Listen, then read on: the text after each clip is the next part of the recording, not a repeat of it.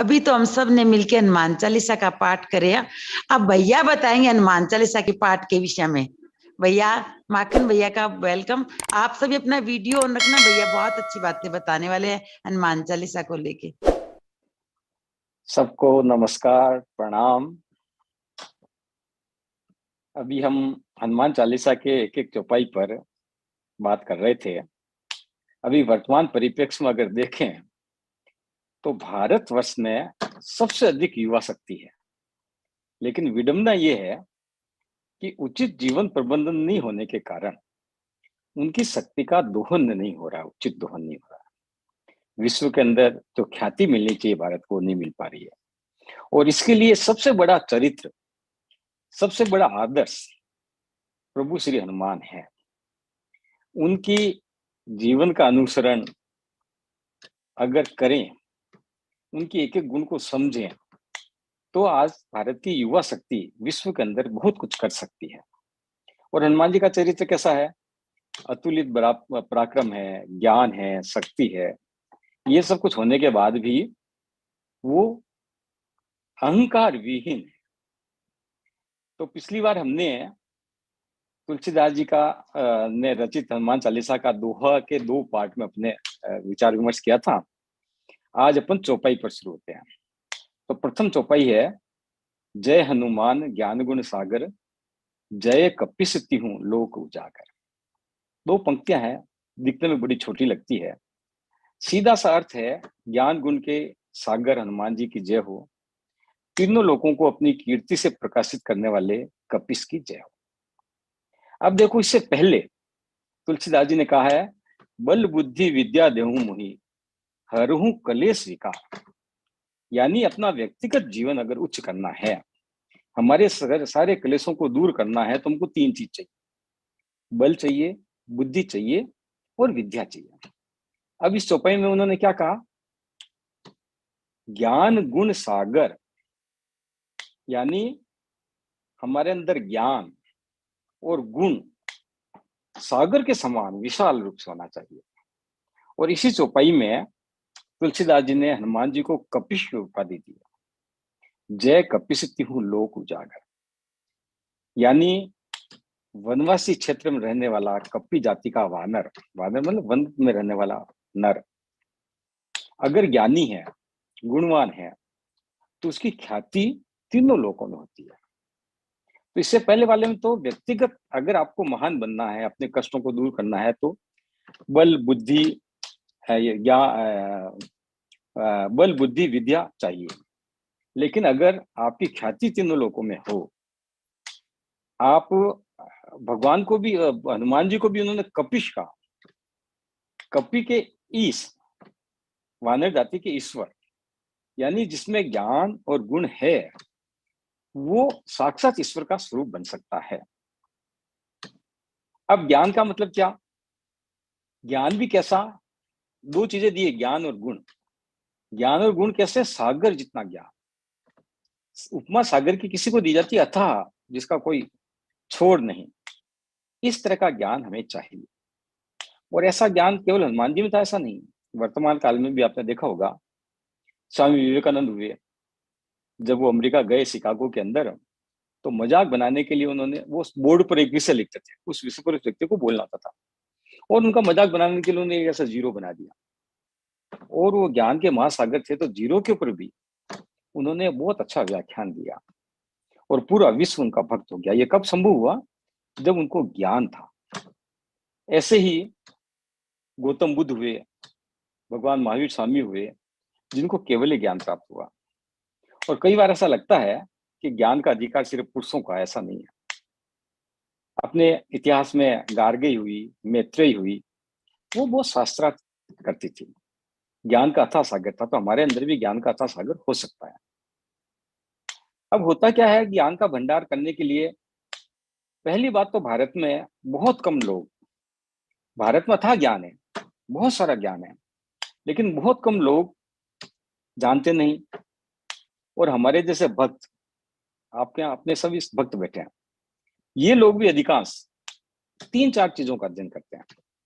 जैसे रामायण पढ़ ली, महाभारत पढ़ ली, ज्यादा जोर मारा तो गीता पढ़ ली, और इसके अलावा भारतीय ज्ञान में क्या क्या है, तो कुछ कहीं से सुन लेते हैं, वेद है, उपनिषद है, पुराण है, लेकिन ये केवल प्रारंभिक पुस्तकें हैं। ज्ञान का अथाह भंडार जो है उसको मैं बताता हूं क्या क्या है। आप सबको अध्ययन करना चाहिए। जैसे हमारे वेद है, 4 वेद हैं, फिर उनके वेदांग, तो इस तरह के 6 वेदांग हैं। उसकी मीमांसा लिखी हुई है, श्रुति लिखी हुई है। वेदों की सरल भाषा में, जैसे वेद कहते हैं कलिष्ठ है, हर किसी के समझ में नहीं आते हैं, तो बड़ी सरल भाषा में ब्राह्मण नाम से 13 ब्राह्मण लिखे हुए हैं। जे ऐत्रेय ब्राह्मण है, सांख्यनंद ब्राह्मण है, सतपथ ब्राह्मण है, गोपत ब्राह्मण है, ऐसे 13 ब्राह्मण है। इसके अलावा अरण्यक है, उपनिषद है, 108 उपनिषद है, अपने सूत्र ग्रंथ है, स्मृति 18 तरह की स्मृति लिखी हुई है, 18 पुराण है, अनेकों विषयों पर अलग अलग ग्रंथ बने हुए हैं। जैसे षड्दर्शन है, भाष्य और रचनाएं हैं, आगम तंत्र शास्त्र, आगम ग्रंथ, तंत्र ग्रंथ, यामल ग्रंथ, शाकाहार, शाकंभरी, आयुर्वेद, युग संस्कार, इस प्रकार का अनेकों साहित्य, अनेकों ज्ञान का भंडार। इनमें से कुछ नए नाम आप लोगों ने भी कुछ न कुछ नए नाम सुने होंगे। तो केवल हम हिंदू हैं और हमारा जीवन पवित्र है, हमारा जीवन उच्च है, ये तो बात ठीक है, लेकिन हमारा जो अथाह ज्ञान का भंडार है, इसकी जानकारी हमें रहनी चाहिए। इसी प्रकार हिंदू धर्म के कई दर्शन, हिंदू दर्शन और हिंदू जीवन पद्धति, इस दो तरह के शब्द यूज होते हैं। तो हिंदू दर्शन के अंदर हमारी पूजा पद्धति है, पुनर्जन्म और मोक्ष का सिद्धांत है, कर्म और माया का सिद्धांत है, योग शास्त्र का सिद्धांत है, हिंदू दर्शन हिंदू जीवन पद्धति है, प्राचीन भारतीय आयुर्वेद, धन्वंतरी शास्त्र, चरक संहिता, युग संस्कार सिद्धांत, ऐसे बड़े बड़े सिद्धांत है हमारे।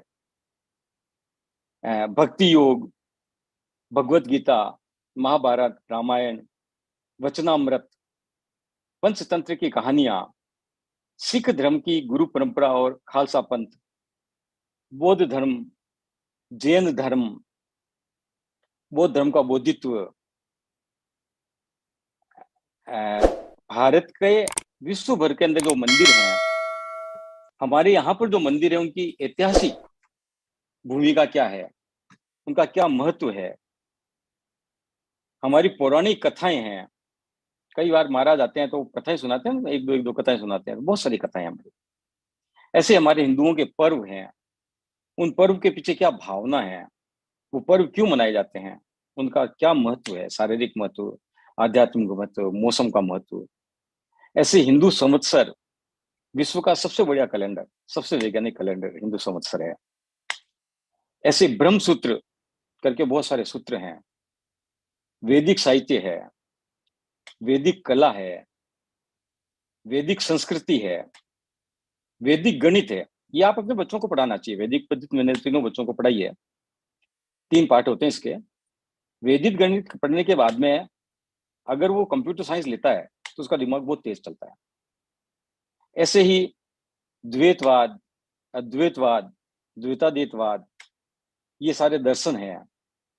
भारतीय ज्योतिष शास्त्र, हस्तरेखा विज्ञान, इस तरह के अनेकों ज्ञान, अनेकों साहित्य भारत में भरा पड़ा है। और मैं आपको बताता हूं कि अगर आप उनका अध्ययन करेंगे तो धीरे धीरे आपके ज्ञान का जो क्षेत्र है वो बहुत व्यापक होगा, और कुछ समय बाद आपको लगेगा मैं किसी भी विषय पर बोल सकता हूं। केवल धार्मिक ही नहीं, गणित हो, बायोलॉजी हो, फिजिक्स हो, कैसा भी विषय हो, हमारे हिंदू साहित्य में सारे विषयों का समावेश है। गृहस्थ जीवन कैसे चले, पारिवारिक जीवन कैसे चले, सामाजिक जीवन कैसे चले। और इसलिए इस चौपाई में तुलसीदास जी ने एक शब्द अलंकार जोड़ा, सागर, ज्ञान गुण सागर। हमारा ज्ञान सागर के समान विशाल नॉलेज हमारा होना चाहिए। ये मैंने थोड़ी सी ज्ञान की चर्चा की। दूसरा गुण बताया, दूसरा विशेषता बताई गुण। वैसे तो प्रकृति के अंदर जो भी पूरी प्रकृति बनी हुई है वो 3 तरह के गुणों से मिलकर बनी है, सत्व, रजस और तमस। इन तीनों गुणों का जो आपस का संयोग है, इन संयोग के कारण प्रकृति के हर जीव, जंतु, वनस्पति, मनुष्य का आचरण होता है। हर एक में कोई न कोई गुण, चाहे सत्व गुण हो या रजस गुण हो या तमस गुण हो, इस किसी एक गुण की प्रधानता होती है। और ऐसा नहीं होता कि एक ही गुण हो, हर किसी में, प्रकृति के हर जीव जंतु में, प्राणी में तीनों गुण होते हैं, अलग अलग मात्रा में होते हैं। अब इन अलग अलग मात्राओं का जो अनुपात हमारे अंदर झलकता है, हमारे अंदर दिखता है, उससे हमारा व्यक्तित्व बनता है। तो क्या होता है कि सत्व है, सत्व की प्रधानता होने से जीवन ऊर्ध्वगामी बनता है, ऊंचाई की ओर बढ़ता है। ज्ञान, धर्म, ऐश्वर्य आदि उत्पन्न होते हैं। रजत गुण जो है वो गति का प्रतीक है।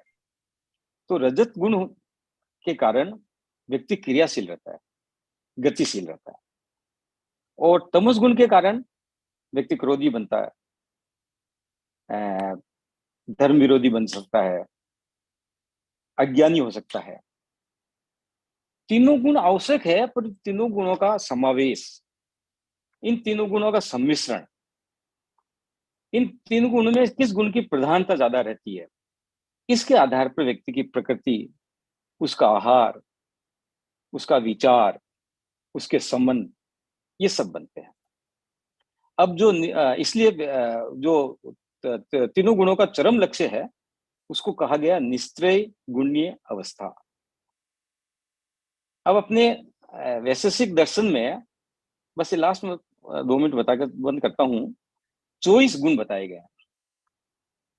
बुद्धि, सुख, दुख, इच्छा, द्वेष, प्रयत्न, गुरुत्व, स्नेहत्व, द्रवत्व, संख्या, परिणाम, पृथकत्व, संयोग, वियोग, विभाग, परत्व, अपरत्व, रूप, रंग, रस, गंध, स्पर्श, शब्द, धर्म, अधर्म और संस्कार। तो इन सब ये जो गुण बताए गए हैं, इन गुणों में किस गुण का उपयोग करते समय जो सत्व, रजस और तमस गुण है उसमें किसकी प्रधानता ज्यादा रहे, इसका सम्मिश्रण कैसे बने, वही आपका व्यक्तित्व बनता है। तो यहाँ तुलसीदास जी ने इस चौपाई के अंदर पहले जो दोहे की मैं बताया था, उसमें बताया था बल, बुद्धि, विद्या, वो है आपके स्व के विकास के लिए, आपका जीवन कितना विकसित होगा उसके लिए। और अगर आपको ईश्वर स्वरूप बनना है, तीनों लोकों में ख्याति प्राप्त करनी है, जैसे भगवान हनुमान कपि जाति के जो वनवासी वानर थे वो ईश्वर बने, तो इस तरह के गुण, केवल 2 चीजें चाहिए, ज्ञान और गुण। तो इस अथाह ज्ञान का, और वो भी सागर जितने, केवल थोड़ा सा ज्ञान अर्जित कर लिया तो नहीं चलेगा था। कभी कभी गुण अच्छे कर लिए, बाकी हमेशा बेकार गुण रहे तो भी अच्छा काम नहीं चलेगा। तो ये सिर्फ 2 मात्र बात, ज्ञान नहीं, क्या ना, ज्ञान और गुण, इनकी अगर अपने उपासना करी, उसको ग्रहण किया, तो आप तीनों लोकों के अंदर, तीनों लोकों में कौन पूजा जाता है? जो ईश्वर होता है। तो ईश्वर का आप समुचित स्वरूप बन सकते हैं और अपना जीवन प्रबंधन बहुत ही उचित तरीके से कर सकते हैं। ये तुलसीदास जी ने कहा है। और मैं चौपाई को पुनः दोहराकर अपनी वाणी को विराम देता हूं। जय हनुमान ज्ञान गुण सागर, क्या? ज्ञान गुण सागर। जय कपि तिहु लोक उजागर, तिहु लोक में, तीनों लोक में। जय श्री राम, जय हनुमान। सुरेश भैया आप बताओ भैया के विषय में और आज की भजन संध्या को लेके। वेलकम सुरेश भैया। जय श्री कृष्णा। जय श्री आवाज कृष्ण। आ रही है क्या? एकदम गूंज रही है।